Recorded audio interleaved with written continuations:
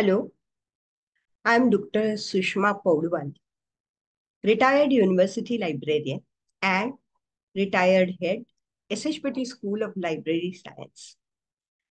I have done my master's in library science, master's in Sanskrit, master's in Marathi,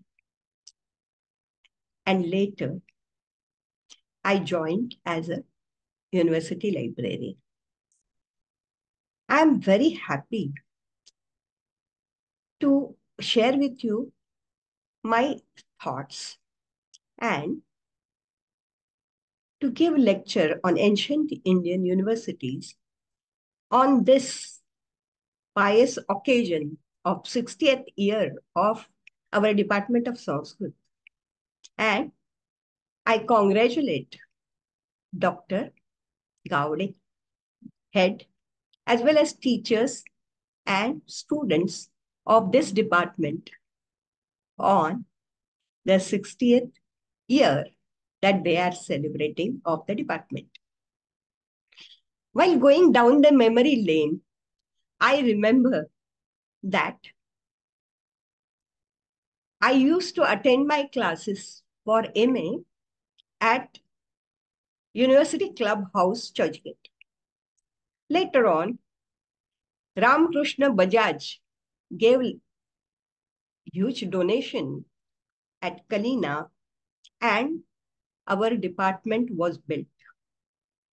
And I'm happy to know that there are different disciplines or there are different shastras and there are different rooms for different shastras, which was not there in our times. So the university is growing by leaps and bounds, and that should be the case. I again congratulate all of you for celebrating Hirak Mahotsav of the department. This lecture is on ancient Indian universities, and I'm going to focus on two ancient Indian universities mainly, that is Nalanda and Takshashila. Though there are some other universities also in the same time, on the similar line, but I'm not going to dwell upon those universities. I will mention them at the end. So let us see about Nalanda. Nalanda was ancient center of higher learning in Bihar, and Buddhism was taught here. It was from 427 to 1197 AD. It was devoted to Buddhist studies. And it also trained the students in fine arts, medicine, mathematics, astronomy, politics, and the art of warfare. Village Nalanda is also referred to as Nalak, Nalak Gram, and Nalanda, etc. The Chinese pilgrim Fahian visited Nalanda in 410 AD when it was Nalanda Vihar or Buddhist school. It had 8 separate compounds as written in the records by Fahian. There were 10 temples, there were meditation halls, classrooms, lakes, as well as parks. So just imagine what type of environment must have been there at Nalanda. Later on, Nalanda University was established on this center in 5th century AD. This was first residential university founded by Emperor Kumaragupta. It flourished over 800 years till the end of the 12th century. It attracted scholars to its campus from places as distant as China, Korea, Japan, Tibet, Mongolia, Sri Lanka, and Southeast Asia. These scholars have left records about the ambience, architecture, and learning at Nalanda, as well as about the profound knowledge of Nalanda teachers they have praised. Now, Tibetan sources have described the library in detail. The name of the library was Dharmaganj, that is Piety Marg. It comprised of three grand buildings called Ratnasagar, Ratnodadhi, and Ratnaranjaka. Ratnodadhi was 9-storied building. Ratnasagar, Ratnodadhi were 6-storied buildings. That is what Tibetan sources say. The library had a collection of 9 million manuscripts. Just think what must have happened to these manuscripts afterwards, which included Pradnya Paramita Sotra by Kumarpal and other tantric works as Guhya Samaj Tantra, that is on yoga. So these are some of them.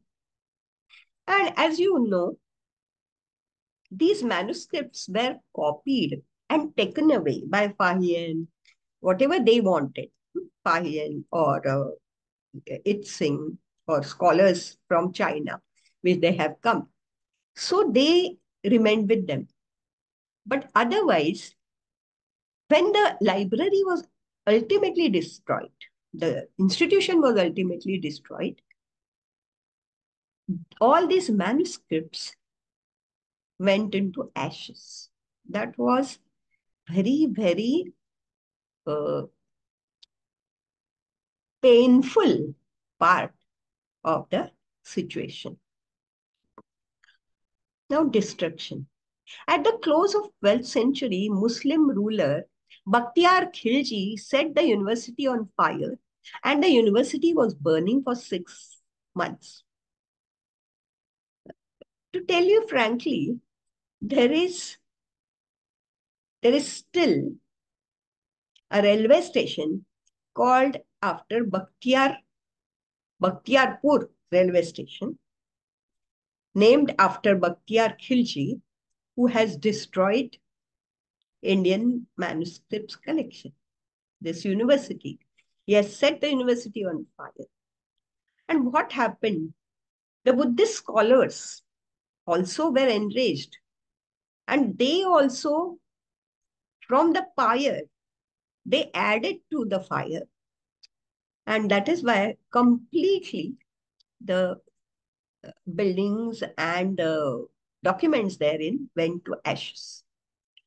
There were 9 million manuscripts which were burned to ashes ruthlessly. In 1860, the archaeologist Alexander Cunningham excavated the ruins and identified this site as Nalanda University.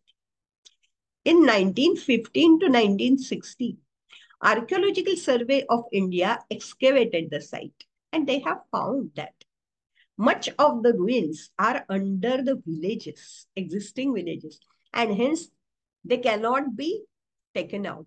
You know, all these relics cannot be dug because there are villages there on it. Description by visitors. Yuan carried by many, as I told you, many hundred scriptures, which were later translated in Chinese, and there is detailed description of these. He studied in 7th century AD at Nalanda, when there were 10,000 students and 2,000 teachers. Very devoted teachers, as she has said. The continuous patronage of Gupta emperors and by Patya and Sena rulers of Eastern India largely contributed to the growth and development of this university. The walls and pillars of this university were highly decorated. They were really embellished. There were gardens and playgrounds on the site. So just think of the ambience in such a great university.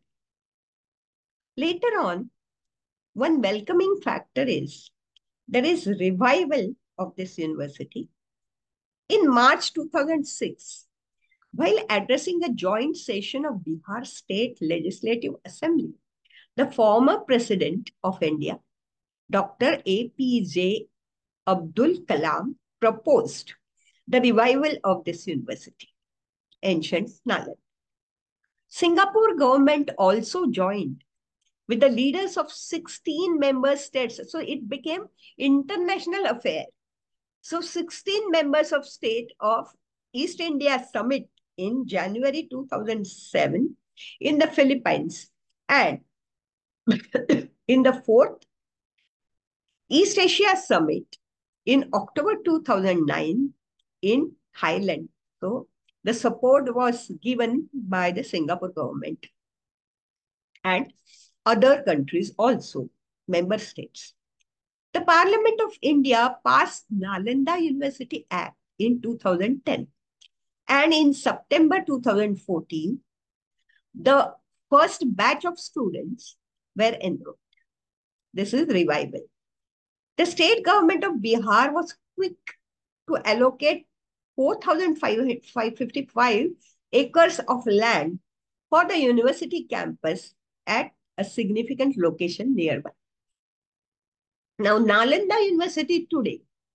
So, the establishment of Nalanda University and the infrastructural constructions were done in the new campus during 2017 to 2023 till last year. The celebrated architect Padma Vibhushan, late architect B.V. Doshi designed the eco-friendly architecture. This is very important, reflecting the Vastu of ancient Nalanda, while integrating all modern amenities that match world standards. Large carbon footprint free. So this was sustainable development of the university. Large carbon footprint free net zero campus, sprawling over acres of greens and 100 acres of water bodies. Truly an abode of learning. So this picture in this slide is the picture of water bodies. So this is a beautiful campus which is revived, and thank God that Nalanda University was thus revived. Now I have given you one hyperlink. This hyperlink gives you the latest information of this Nalanda University today by the scholars. You can refer to that because I don't think I can give you the link, and this can be forwarded then. Okay. Ah.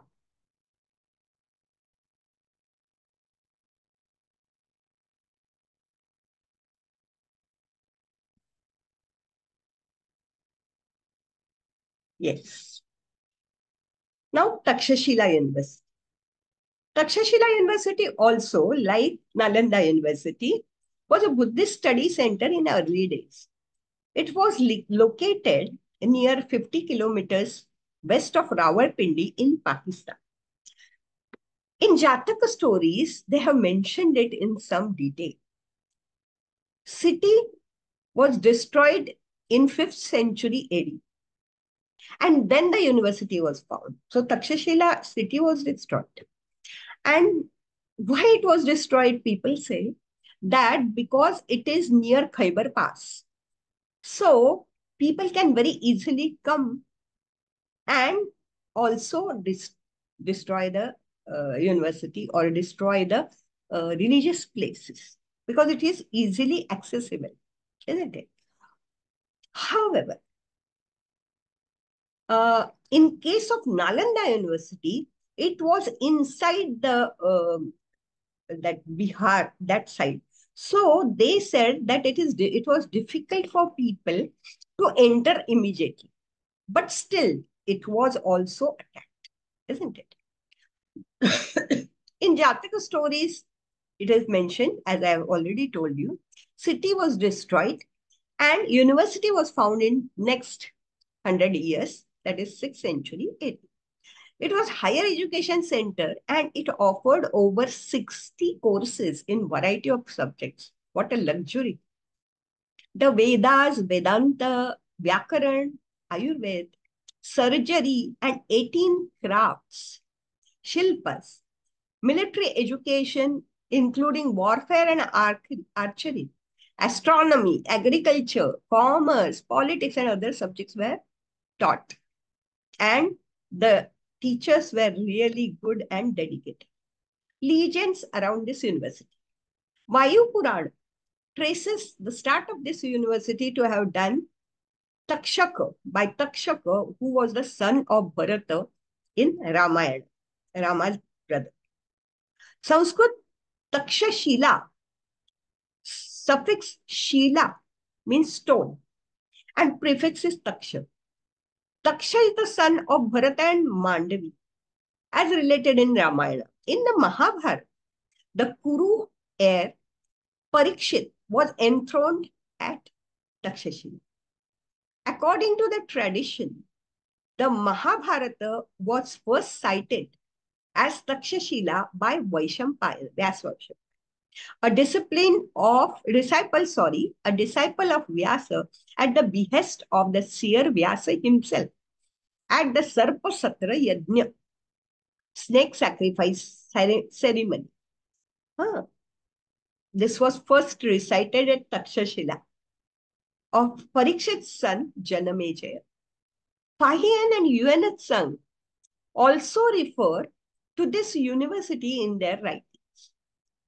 More than 10,000 students flocked to the university for higher studies in various fields such as science, mathematics, medicine, politics, warfare, astrology, astronomy, music, religion, philosophy.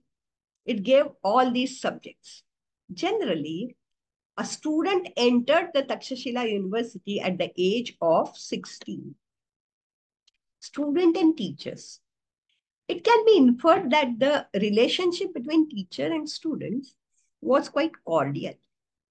This university educated over 10,500 students all over the Aryavata, and as far away as Greece, Arabia, China, Babylonia. The students that were admitted were 2 out of 3 students. Somewhere it is said that 3 out of 10 students who gave the exam or entrance exam. There was an entrance exam to get admission for this university. Entrance examination at Takshashila was very difficult, and only 3 out of every 10 students passed the admission test, as it is said. 1 minute. I had to mention some notable teachers who are claimed to have taught at Takshashila University. This was residential campus that housed 2,000 teachers, just imagine. Panini, Chanakya, Yuanatsang, Charaka, Jivaka. Jivaka was a doctor of Buddha. And Chandragupta Maurya were the notable teachers. And it is said that Chandragupta Maurya advised Chanakya to take admission in this school. Even Charaka. It is also said that Panini wrote Ashtadhyayi in this school. Interesting, isn't it? And something more interesting is that if there was fees, entrance examination was very difficult. They were supposed to pay fees for their expenses because they will stay there. It is residential university. However, if the student is unable to pay, then he can work for the teacher, for his teacher. So I'm saying their relationship was cordial. It was made cordial. At the junction of 3 great trade routes, this Takshashila was there. And that is why popularity of this center of learning grew far and wide. The curriculum of this university consisted of some 68 elective courses, including philosophy, law, statecraft, defense, warfare strategies, grammar of several languages, the 18 arts like music, dance, fine arts, etc., mathematics, astronomy, astrology, because they had astronomical laboratory. This is very interesting. Plants and herbs, medicine, Ayurveda, Ayurvedic acupuncture, just imagine, and surgery. These were the subjects that were given. The university was equipped with 300 lecture halls with stone benches. It also had a laboratory. It also had an observatory called as Ambudha, Ambudharavalehi. This was observatory, Ambudharavalehi. At the junction of three great trade routes, it was there. That's why it was popular. I think we have done that. Second half of 5th century, it was severely damaged by Heptalite invasions. And this was very Hun people came. This was very sad part of the education in Takshashila.